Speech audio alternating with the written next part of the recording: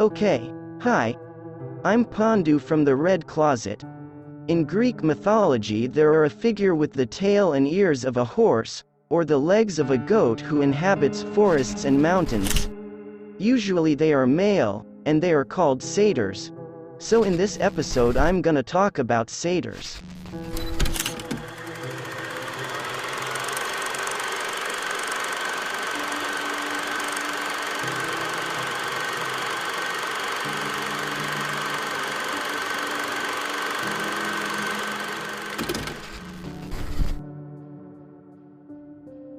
Satyrs, aka Silens, are figures from Greek mythology who were followers of the god of wine Dionysus and who were often guilty of excessive sexual desires and overindulgence of wine.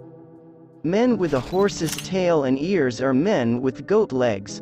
These shaggy and unruly creatures lived wild in the forests and symbolized the dangers of unrestraint.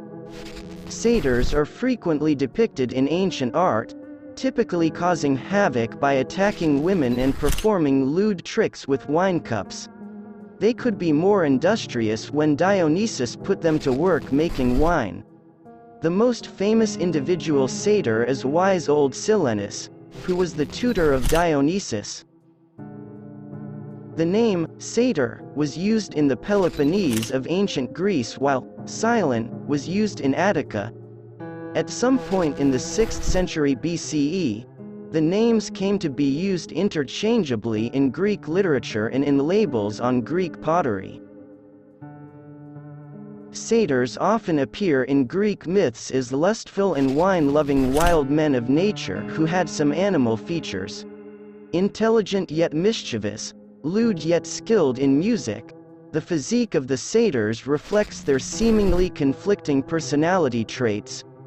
Early depictions of satyrs show them as men with a horse's tail and ears, while later versions are half man and half goat, sometimes with entire goat legs or just hoofed feet.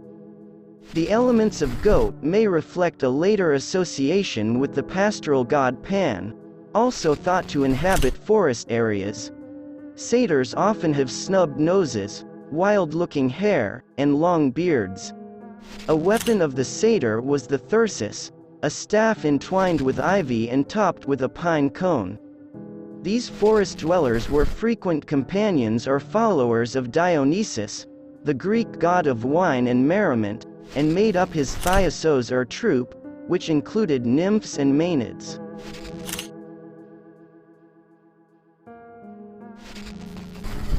The cult to Dionysus involved orgiastic rituals where the participants, both men and women, were taken over by a Dionysian frenzy of dancing and merriment to such a degree that they transcended themselves.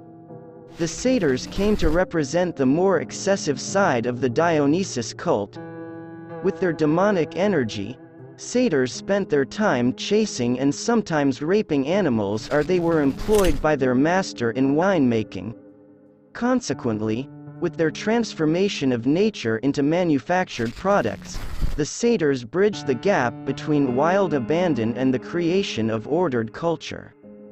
Satyrs had a connection with several major festivals in the Greek religion.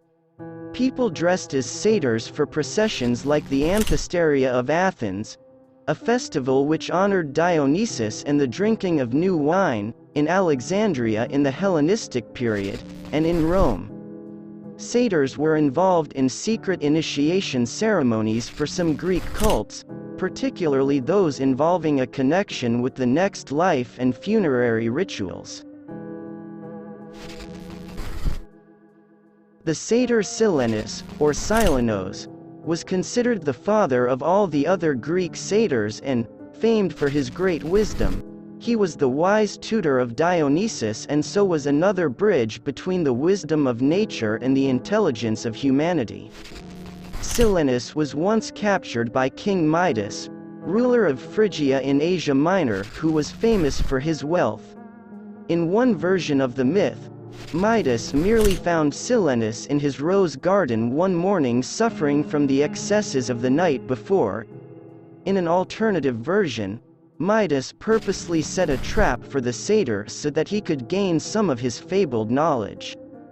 Whether by luck or design, Silenus did spend 5 days and 5 nights with his host when he told him all manner of strange tales of faraway places.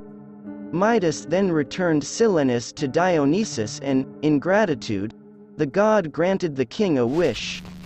This was how he came to have his Midas touch, where everything he touched turned to solid gold.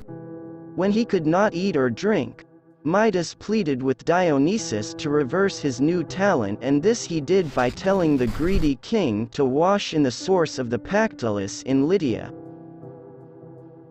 Okay, that's all from Satyr's story. If you have a request or suggestion, you can write it in the comment below. If you like this content, please share this video to your friends, your family, your girlfriend or boyfriend. And don't forget to like, comment and subscribe. Thank you all.